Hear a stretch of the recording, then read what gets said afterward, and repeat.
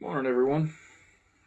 Today's video is going to be just kind of some random thoughts and discussions. I'm pretty disturbed. Um, I knew when I started this channel that there would definitely be some toxicity involved in it. I mean, let's face it, we're talking about prison. It's not Shawshank Redemption, it's not Prison Break, it's real life. And the comments that I'm getting from individuals that worked in the system in the past, man, it's kind of one of those, you don't really think about others when you're in the moment. For instance, I didn't think about what was going on so much in E-Pod when I was working in D-Pod. You kind of think it's just happening.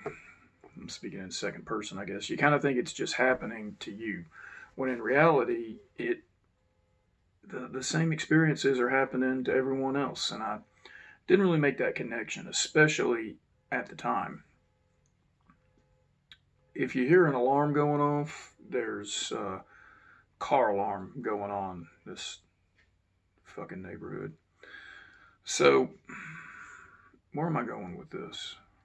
The comments that I'm reading from individuals who have worked in the system, man, not one of them, not one single comment has been, I had the greatest time on this particular day. I went in and accomplished XYZ, and it was just the absolute best day that I had. Nothing like that.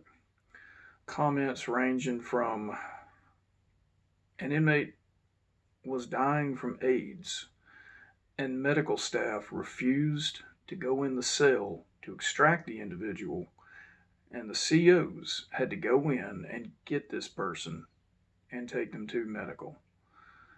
If that don't raise some red flags, I don't know what does. Now, I had heard about it, I never saw it, but there are instances of inmates hanging themselves in their cells.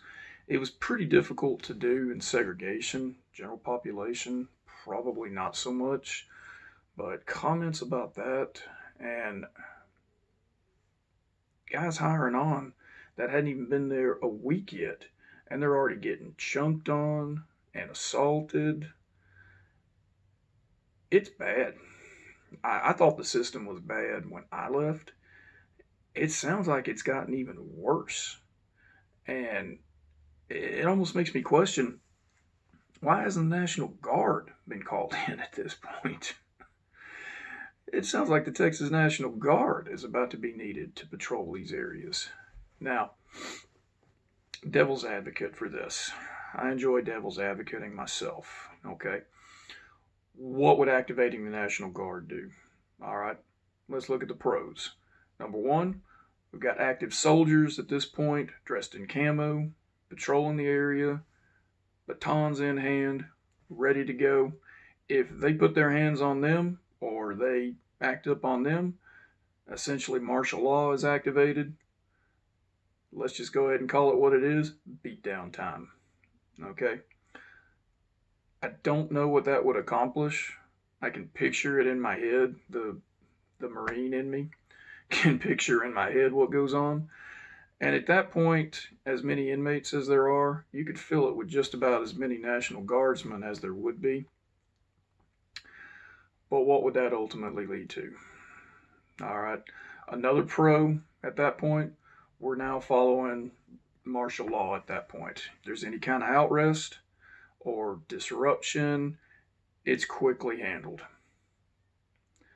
The pros pretty much end at that point. Now let's take a look at the cons.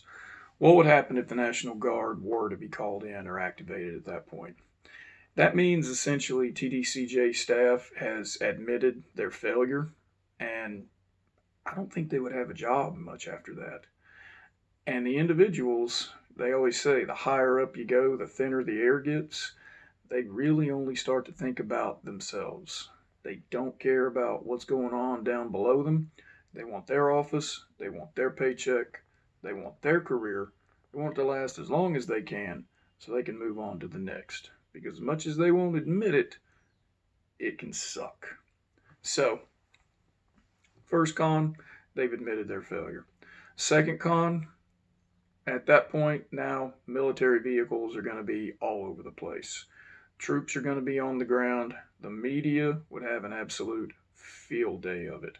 The roads leading to the penitentiary, man, they would be chock full of media, helos, meaning helicopters, all the Johnny come latelys that are ready to start filming everything, traffic jams. It would just be an absolute nightmare to try to get in and out of the place just to try to do your job.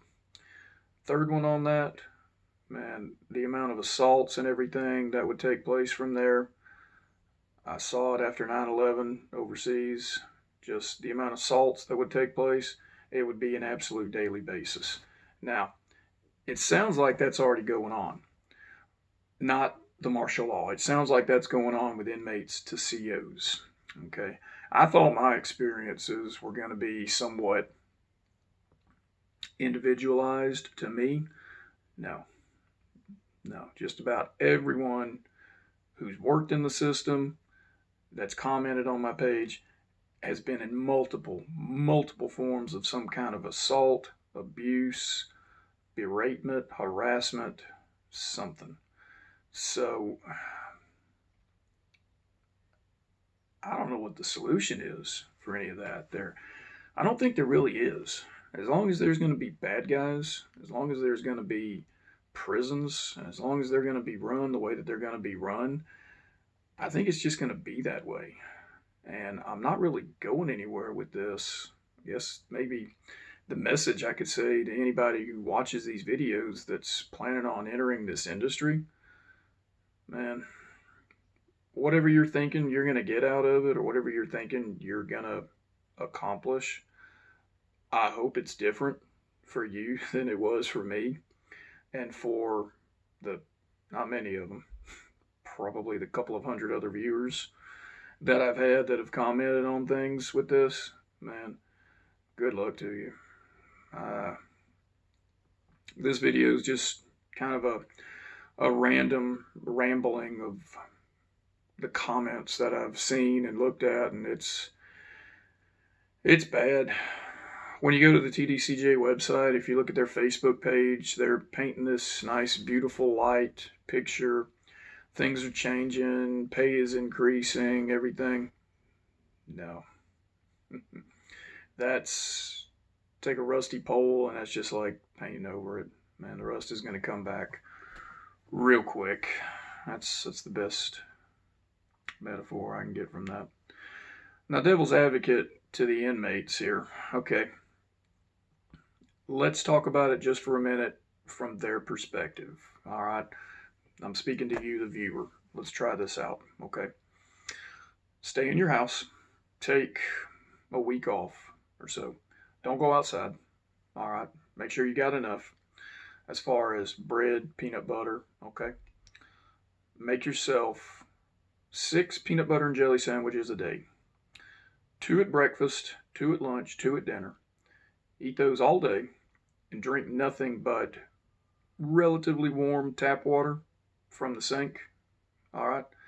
No TV, no music, no radio. If you want something, put a loop of just crowd noise. Okay. Put that in the background. Do that for a day. Do it for a second day. By the third day, you're probably going to start to feel a little bit disturbed. All right. That's what these inmates are dealing with. The ones that are locked down, especially the ones that are on any kind of disciplinary, they get their sack food thrown at them. And when I say peanut butter and jelly sandwich, I don't mean take the bread, put the PB&J on, put the bread together and go eat it. I'm talking about make it, put it in a sack, ball it up, smash it, throw it down on the ground, kick it. You can't see my foot, I just kicked. Kick it down the hallway, okay? Then go eat it. That's usually how this shit ends up. Randomly, instead of PB&J, put the heel, the end piece of the bread, put that in the centerpiece. So 3 pieces of bread, okay? There's your sandwich. Where I'm going with that, sometimes these guys have a reason to lash out. I hate saying this as a former CEO, but they have a reason to lash out. They have a reason to be pissed and mad at the way the administration is treating them. However, okay, it stops there.